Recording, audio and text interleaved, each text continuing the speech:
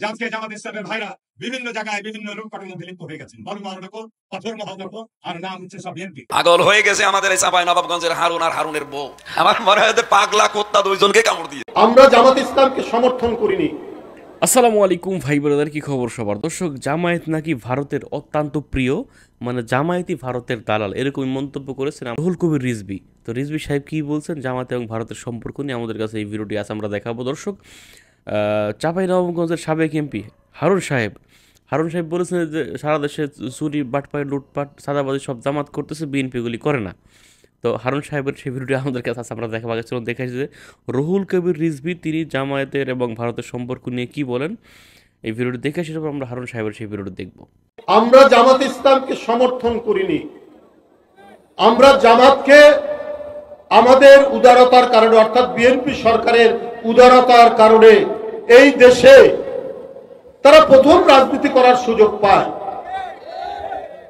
শেখ মুজিবের সরকার নিষিদ্ধ করেছিল জামাতকে, কিন্তু বিএনপির সরকারের সময় তারা রাজনীতি করার সুযোগ পায়। কিন্তু আমরা সবসময় দেখেছি এই দলটির অন্য কিছু বিষয় নয়, একটা চরিত্র আছে, সেটা হচ্ছে মুনাফেকি। এই মুনাফেকি ছাড়া তারা কিছু করেনি। আমরা একসাথে আন্দোলন করলাম এরশাদের বিরুদ্ধে। হাসিনাও প্রথম দিকে ছিলেন, তারপরে কাউকে কিছু না বলে হাসিনা এরশাদের অধীনে নির্বাচনে চলে গেলেন। বেগম জিয়া বলেছিলেন, শেখ হাসিনা বলেছিলেন এরশাদের অধীনে যারা যাবে, বেগম জিয়া বলেছেন এরশাদের অধীনে যাব না আমরা নির্বাচনে। আর হাসিনা এক লাফ দিয়ে বলেছিলেন যারা যাবে তারা জাতীয় বেঈমান। 24 ঘন্টার মধ্যে গিয়েছিল, জামাতও চলে গিয়েছে। এই যে ছাত্র জনতার এই আন্দোলন, এই রক্ত ঝরা আন্দোলন, ওইদিকে বেগম রোকেয়া বিশ্ববিদ্যালয়ের আবু সাইদ সে বুক চিতিয়ে বুলেট বরণ করে নিয়ে আমাদের আন্দোলনের ইতিহাসের যে জয় পতাকা উড্ডীন করেছিল আকাশে, তারই অনুপ্রেরণায় ঢাকায় দেখেছি মুগ্ধকে, আমরা দেখেছি আহলাবকে, আমরা দেখেছি একের পর এক ওই শিশু বাচ্চারা নিজের আত্মদানের মধ্যে দিয়ে শেখ হাসিনার মতো এক ভয়ঙ্কর নৃশংস একজন দানবকে বাংলাদেশ থেকে যখন বিতাড়িত করালো এই সাহসী বীররা, তার কয়েকদিন পর জামাত বলে বসলো আমরা আওয়ামী লীগের সবকিছু মাফ করে দিব। তাহলে আপনি আবু সাইদের রক্ত কিভাবে মাফ করবেন? আপনি মুগ্ধের রক্ত কিভাবে মাফ করবেন? আপনি আহনাফের রক্ত কিভাবে মাফ করবেন? আপনি বলে দিলেন যে ভারত এক ভয়ঙ্কর উদ্দেশ্য নিয়ে বাংলাদেশকে করায়ত্ত করার জন্য হাসিনাকে সমর্থন করে গেছে, এখনো করছে। যে ভারত তাকে আশ্রয় দিয়েছে দিক, কিন্তু শেখ হাসিনা যে মাঝে মাঝে বক্তব্য রাখছে, এটাকে দিতে পারে? শেখ হাসিনার পাসপোর্ট নেই, তার ভিসা নেই, ভিসাহীন একটি ব্যক্তি অপরাধী। সেই অপরাধী ব্যক্তি কি করে বাংলাদেশের বিরুদ্ধে ভারত থেকে কথা বলতে পারে? অথচ দর্শক, আপনারা এখানে দেখতে পেলেন, এখানে আমাদের রুহুল কবির রিজভী তিনি এখানে কি বললেন জামায়াত এবং ভারতের সম্পর্ক নিয়ে। তো আপনারা আপনাদের মূল্যবান মতামত লিখে যাবেন কমেন্টে।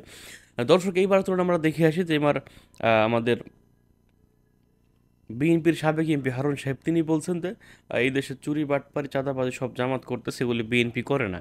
তো চলুন আমরা সেই ভিডিওটি আগে দেখে আসি, পরে কথা বলবো। আল কোরআনের আলো ঘরে ঘরে চালু, কথাটা বলা সহজ, কিন্তু বাস্তব প্রতিফলন ঘটানো কিন্তু কঠিন। আজকে বিভিন্ন জেলা থেকে খবর আসে যে আজকে জামাত ইসলামের ভাইরা বিভিন্ন জায়গায় বিভিন্ন লুটপাটের মধ্যে লিপ্ত হয়ে গেছেন। বালু মহল দখল, পাথর মহল দখল, আর নাম হচ্ছে সব বিএনপি। আমি জামাত ইসলাম ভাইদেরকে বলবো, আল্লাহর আইন আর সত্যকে শাসনের কথা বলেন, গুজব অপপ্রচার থেকে বন্ধ থাকেন। ক্ষমতায় যাওয়ার জন্য আমরা লালায়িত নই। আমরা জানি যে শেখ হাসিনার এই পরিণতি যদি না হতো, 2018 সালেও যদি শেখ হাসিনার অধীনে অবাধ, সুষ্ঠু, নিরপেক্ষ নির্বাচন হতো, বিএনপি বিপুল মেজরিটি নিয়ে ক্ষমতায় যেত। কিন্তু এই পদ্মা বাঁধের আজকে রাতের অন্ধকারে হাজার হাজার ট্রাক দিয়ে বালি উঠাচ্ছে কারা, মাটি উঠাচ্ছে কারা অবৈধভাবে ওই বাঁধকে ক্ষতিগ্রস্ত করার জন্য। আগামী সপ্তাহের মধ্যে যদি ঘরে অবৈধ মাটি উত্তোলন বন্ধ না হয়, জেলা প্রশাসন, পুলিশ প্রশাসন ঘেরাও হবে। আজকে অন্তর্বর্তী সরকারের অধীনে চাঁপাইনবাবগঞ্জের প্রসঙ্গ দু একটি কথা না বললেই নয়। এখানে প্রশাসনের দায়িত্বে রয়েছেন। আমি আপনাদের উদ্দেশ্যে স্পষ্টভাবে বলতে চাই, আমি ইমিডিয়েট পাস্ট এমপি, আমি এখানে যতবার নির্বাচন করেছি এইখানে আমি নির্বাচিত হয়েছি জনগণের প্রাধান্য, জনগণের জনস্বার্থকে গুরুত্ব দিয়ে আপনাদেরকে সহযোগিতা করতে চাই। কিন্তু যদি লক্ষ্য করি যে আপনারা আপনাদের চরিত্রের পরিবর্তন হয় নাই, এখনো কি আমি বলতে পারবো যে বাংলাদেশের এই পরিবর্তিত সময়ে অফিস আদালতে ঘুষ দুর্নীতি বন্ধ হয়েছে? আমরা কি এখনো বলতে পারবো যে আপনারা নিরপেক্ষভাবে কাজ করছেন? এটি কিন্তু আজকে জনগণের কাছে আপনাদের কর্মকাণ্ড ইতিমধ্যে প্রশ্ন দেখা দিয়েছে। আমি জেলা প্রশাসন, পুলিশ প্রশাসনের কাছে স্মরণ করে দিয়ে বলতে চাই যে আজকে 5ই আগস্টের পর যখন আপনারা দায়িত্ব নিয়ে এই জেলায় আসলেন, তখন আমাদেরকে ডাকলেন এই পরিস্থিতিকে মোকাবেলা করার জন্য, আপনাদের কাজের পরিস্থিতি সুন্দর করার জন্য আপনাদের পাশে আমরা দাঁড়িয়েছি। কিন্তু কি হলো গত 6 মাস থেকে? আপনারা এই জেলার কার্যক্রমের ক্ষেত্রে পরামর্শ গ্রহণ করার কোনো প্রয়োজন মনে করেন না। আজকে চাঁপাইনবাবগঞ্জ জেলায় হাজার হাজার কোটি টাকা খরচ করে পদ্মা বাঁধ আমি নির্মাণ করেছি, কিন্তু এই পদ্মা বাঁধের আজকে রাতের অন্ধকারে হাজার হাজার ট্রাক দিয়ে বালি উঠাচ্ছে কারা, মাটি উঠাচ্ছে কারা অবৈধভাবে ওই বাঁধকে ক্ষতিগ্রস্ত করার জন্য? কেন আজকে তার বিরুদ্ধে ব্যবস্থা নেন না? আজকে বলা হচ্ছে পুলিশ প্রশাসনকে নাকি ম্যানেজ করে তারা ওই চক্র নাকি ওইখানে সমস্ত কর্মকাণ্ডে লিপ্ত রয়েছে। আমি স্পষ্টভাবে বলে যাচ্ছি সাংবাদিক ভাইরা, প্রশাসন এই 9 দিন ছুটির পর আগামীকাল অফিস খুলবে। অফিস খোলার পর আমি দেখতে চাই আগামী সপ্তাহের মধ্যে যদি ঘরে অবৈধ মাটি উত্তোলন বন্ধ না হয়, জেলা প্রশাসন, পুলিশ প্রশাসন ঘেরাও হবে, ঘেরাও হবে। আপনি আজকে দেখছেন নিজের পর এই স্বল্প নোটিশের উত্তপ্ত রোদের মধ্যে হাজার হাজার মানুষ জমায়েত হয়েছে।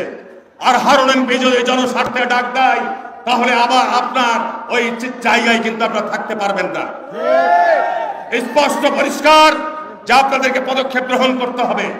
অবৈধভাবে যারা ড্রেজার, অবৈধভাবে যে সমস্ত যন্ত্রপাতি ব্যবহার করছে তাদের বিরুদ্ধে আপনাকে ব্যবস্থা নিতে হবে। কিভাবে নেবেন, কি আইনে নেবেন সেটা তো আমি বলে দেব না। এটা অবৈধ কাজ, অবৈধ কাজের ব্যবস্থা আপনাকে নিতে হবে পরিষ্কার।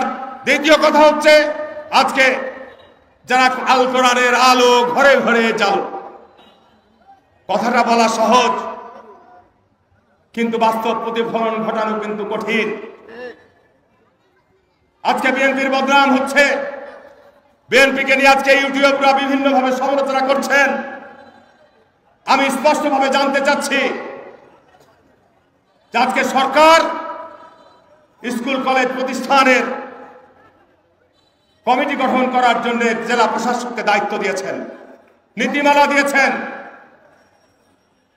আমি যে কলেজ স্কুলের প্রতিষ্ঠাতা, আমার দাদার নামে মরহুম খলিল উদ্দিন বিশ্বাস, চকলামপুর গ্রামে আমার গ্রামের বাড়িতে, আমি দাতা, আমি প্রতিষ্ঠাতা, আমি ওই স্কুলের সভাপতি ছিলাম। ওই স্কুলের প্রধান শিক্ষক ওই স্কুলের কমিটির প্রধান করার জন্য আমার নাম নিয়ে আসে, আমার নাম আপনারা প্রত্যাখ্যান করেছেন। কোন দুঃসাহসে? আওয়ামী লীগের সময় আমি ওই কলেজ স্কুলের সভাপতি ছিলাম, ওই কলেজ প্রতিষ্ঠা। দর্শক আপনারা এখানে শুনতে পেলেন, এখানে আমাদের হারুন সাহেব তিনি অনেক কথাই বললেন। হ্যাঁ, তো যাই হোক দর্শক, আপনারা আপনাদের মতামত লিখে যাবেন কমেন্টে, এবং তিনি আল কোরআনের আলো ঘরে ঘরে চলে এটা নিয়েও ব্যঙ্গাত্মক মন্তব্য করলেন। যাই হোক দর্শক, আমি কথা বলবো না ভাই, আমি কথা বললে আবার অনেক কিছু বের হয়ে যাবে মুখ দিয়ে। আমার কথা হলো যৌক্তিক সমালোচনা করবো। যে অন্যায় করবে তাকে ভরে দেবো, বিএনপি জামাত বুঝবো না। অন্যায় যে করবো তার বিরুদ্ধে ভিডিও বানাবো, তবে যৌক্তিক সমালোচনা করতে হবে, মিথ্যা অপবাদ দেওয়া যাবে না। ভালো থাকবেন, সুস্থ থাকবেন, এবং এরকম আরও ভিডিও পেতে আমাদের ইউটিউব চ্যানেলটি সাবস্ক্রাইব করবেন। আসসালামু আলাইকুম।